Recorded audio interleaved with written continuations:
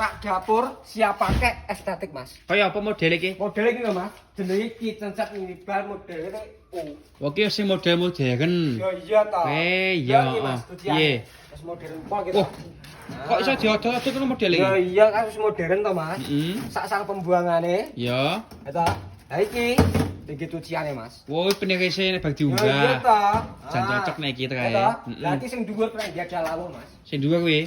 Oh, wingi tak karo hiasan tok ya, Mas. Iya ta iki. Lampune barang, Mas. Oh, nek lampune mode 3 warna. lampune iki. Ya toh? Heeh. Nah, iki kena diadek nek nggih isa-isa. Ya. Iki diadek piring gelas anu basah. Ya, heeh. Iki diadek kompor. Kompor datu ku masuk iki. Masuk no. Oh iya Iki iya. kena diadek medicom ya kena, Mas. Oh sebelah kae. Nah, double laci, Mas. Oh, lacine piro wi? Lacine 3 no. Be, ya to.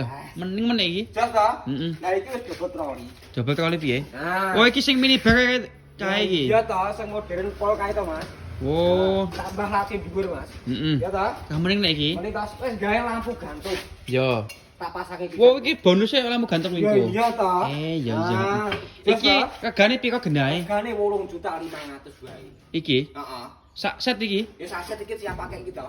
Lah iki kan angkure apa kawin kok? Oh kire? Heeh. Iki to? Yo. Ya gratis seluruh area Jawa Timur, Jawa Tengah, Jogja, Madura bayarin COD tanpa DP lho. Gratis. Gratis pol. Iya iya. Bayare? COD. Oh tanpa Ya DP.